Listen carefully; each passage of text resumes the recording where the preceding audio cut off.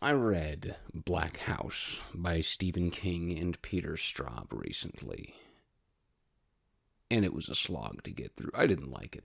There were a great many things that I didn't like about the book, but the thing that I disliked the most was how long it was. The version that I was reading was about 650 pages, about 650 pages, 660 pages, somewhere in that ballpark. I found this wonderful little breakdown of the word counts online, and according to that, it's about 230,000 words.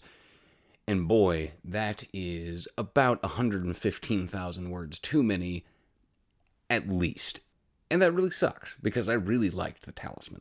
I really liked The Talisman. Black House is the sequel to The Talisman, and it didn't need to be. It sucked. It was a waste of my time. I almost wish that I hadn't read Black House, now that I've actually stopped and thought about it. It just irked me in so many different ways. Being that it was billed as a sequel to The Talisman, I was hoping for some sort of an adventure. Now, granted, reading the back, I knew it probably wasn't going to be a cross-country adventure like we had in the last one, but I was hoping for something more fast-paced than what we got this time around. The Talisman, for being as long as it was, at least moved along pretty quickly. This book fucking dragged. 60% of this crap could have been left entirely on the cutting room floor. It didn't have to be written whatsoever. The first sixth of the book was useless. Just about useless. And I almost gave up because it was just, we'll get to that part later. The book does not know exactly what it wants to be by the end. For the first third, I'm having a hard time figuring out why it's a sequel to The Talisman, other than the fact that Jack Sawyer is in the book, and a few other arbitrary, tiny little things that exist in the universe of Black House. It doesn't justify itself as a sequel to The Talisman at all. I don't understand why they chose to go about and go do that. Other than, like, hey, they were friends and they wanted to work again together? Maybe? The Washington Post Book World stated, hugely pleasurable, Black House allows us to see two master craftsmen each at the top of his game. No, that is patently fucking false. I disagree with that with my whole fucking heart. Sure, the two guys are pretty goddamn good at writing books, and I've read enough Stephen King to say that he probably is a master in his own way, but he is not at the top of his game with this book, and neither is Peter Straub. Jack was the main character still, right? Obviously, it's a sequel to The Talisman, so they brought back the main character. That makes sense. That's something you normally do with a sequel, and there was no reason to do that. I don't see why they chose to, but they brought him back. Luckily, they did keep his character still pretty much in line with what I remembered and what I felt going through The Talisman. He still very much felt like Jack, an evolved version of Jack, an older version of Jack, but they were both able to remain true to Jack's character, at least. That's one of the few things that I can say was actually good about this book. Spending more time with Jack was nice, despite the fact that what he was doing most of the time just took way too fucking long. That's going to be a running thing here, man. You're going to hear me say that quite a lot tonight. I didn't exactly see Jack growing up to be a detective from when I was reading The Talisman, but then again, I mean, who can actually peg what the fuck a kid is going to do when they grow up?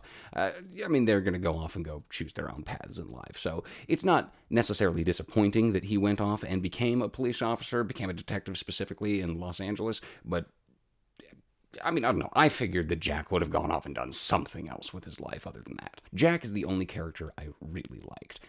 I liked Henry. Henry was a good enough character. Henry was, the blind radio DJ, and he was fun to have on there. He almost felt like a half-rate Richie Tozier from It. He was at least humorous. He had a bit of charisma about him, but still, man, both of these authors have written much better characters than this guy. And if he's my number two in this book, if that really only goes to show the kind of weakness of most of the rest of the characters.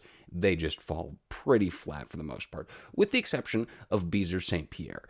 He was one of the biker gang members, the one He was the father of one of the children who gets killed by the fisherman early in the book, before the book actually starts, actually. And we get to follow Beezer a little bit, and I liked Beezer quite a lot. A number of the biker, Beezer, Mouse, and a few of the other guys, I can't remember their name. I enjoyed the biker gang. They were at least okay to run around with. So the basic plot of the book, follows Jack.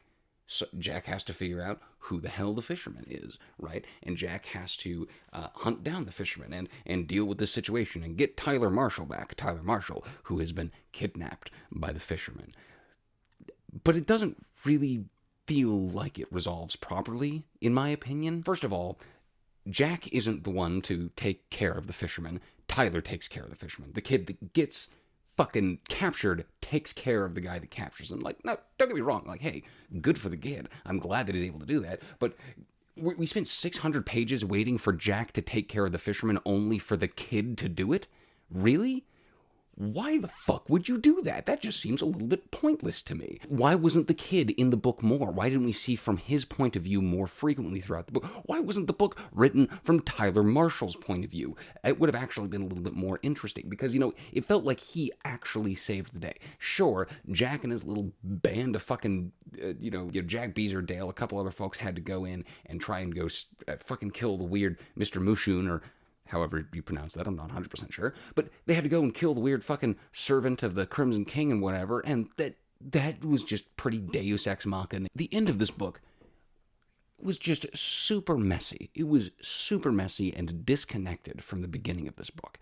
The beginning felt fairly realistic, fairly grounded. It did not feel like they were going for the talisman-esque high fantasy that they did in the last book. Instead, it felt like they were trying to have a real world location where some real world murders were going on. It felt like it felt like a crime thriller to open the book. It just suddenly morphs into this fantasy thing. Now again, yeah, sure, it's the sequel to The Talisman, so I was expecting the fantasy the whole time. My problem was the fantasy didn't come until way late. It felt so disconnected from the beginning, and it felt like they tried to cram 3 or 4 different stories together into one, and they just decided it was, well, fuck it, whatever. We worked for a year and a half, let's just get it published, because we both have other books we gotta go write. I have a hard time coming up with parts of this book that I even really did like. There were a few overall. First of all, when the biker gang finds the entry to Black House, when they see the little entry off of the highway and they start going up, and then there's the the weird demon dog thing that comes out and attacks them, that whole stretch was pretty okay. I enjoyed that bit enough. But it stretched on way too fucking long, just like everything else in this book. Wendell Green flipping into the territories with Jack when Jack is over talking to Judy and all of that stuff, right? When Wendell flips over into the territories and we get to see from his point of view, that shit's pretty fucking hilarious. I laughed pretty frequently. I liked it when they fucked over Wendell. Wendell does go over to the territories, and seeing him freak out is kind of funny, but that never pays off. It happens. It's like Stephen King and Peter Straub were like, dude, this would be kind of funny if we just had a normal guy go over there and see shit and freak out, and when he comes back, nothing pays off. I did appreciate the Dark Tower connections for a little while, right? At first it was like, ooh, some Dark Tower stuff is warming in here. And then I was getting really interested, and there was a little bit more Dark Tower sprinkle in. And then at the end of the book, Stephen King just hijacked the whole thing and turned it into a fucking Dark Tower novel. This was like Dark Tower 5 3/4 is what this fucking book was. So I took a look, and this book came out in September of 2001. It was 1999 when Stephen King got hit by the car, which of course is a pretty big plot point in The Dark Tower itself. I think that he probably, and this is just hypothesis, I don't know this part at all, but I wonder if he and Peter Straub were actually working on Black House when he got hit by the car. It is mere conjecture on my part. I have no proof of that whatsoever. I just wonder if maybe that's why this book ended up taking such a sharp turn towards the Dark Tower, especially when The Talisman felt very Dark Tower-ish, but it wasn't a Dark Tower novel. The Talisman was very much its own standalone work, whereas Black House does not feel like it can stand alone at all whatsoever.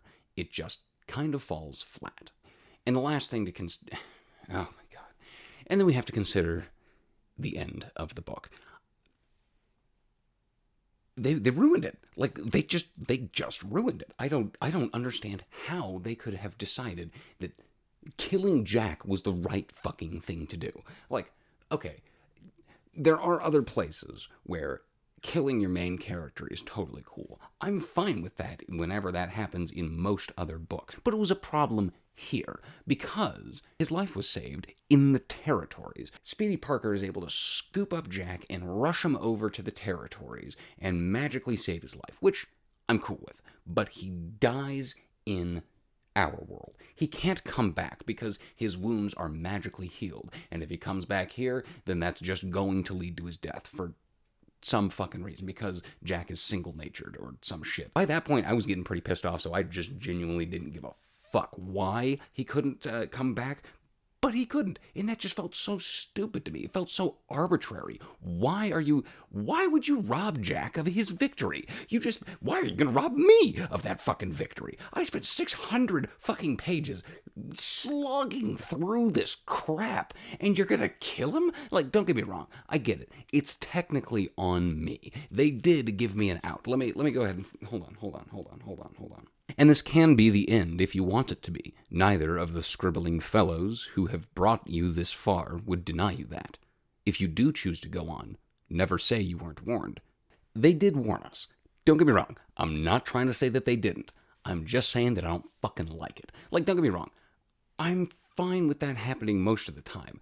But after a book that sucked that bad and it's gonna just rob me of it, I just feel like I was screwed. I don't think that I could suggest this to somebody who enjoyed The Talisman. They are not related even closely enough, not even remotely closely enough to. I would struggle to even call this a sequel to The Talisman.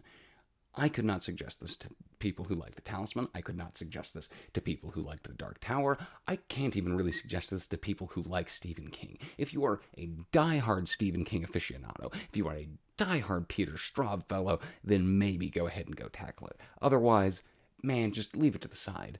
Leave it to the side. Man, I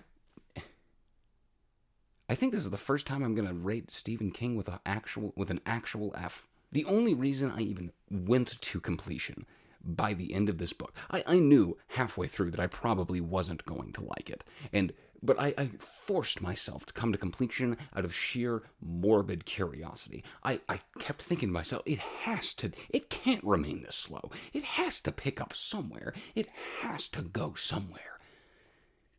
But it didn't. You want to read a better book instead? Surprise, I'm going to sell you shit. I may not be as well known as either Stephen King or Peter Straub, but I do write books. This right here is The Circus, an American fantasy. If you like clowns, circuses, and watching capitalism destroy everything that you love, then The Circus, an American fantasy is the book for you. I've also got Portraits in Bloodlines. This is 23 short stories written either by myself or my father. Mostly horror, there is also some science fiction, slipstream, and fantasy. A little bit of everything for everyone in Portraits in Bloodlines. If you want to read either book, check the description. I've got links for both. If you want to come talk about books with me in person, I'm going to be at the Mad Monster Convention in Glendale, Arizona. That's going to be from July 12th to July 14th. I'm done. We're fucking... Goodbye. Thank you for being here. Mayday, mayday, we're going down.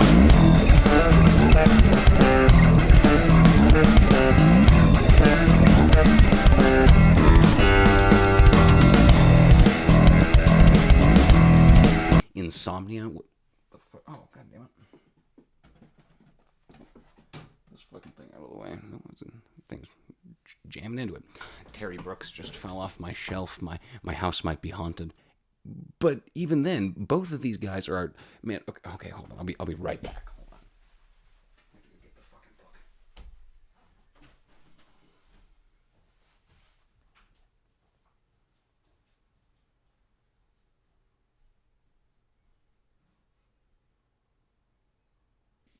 Ah.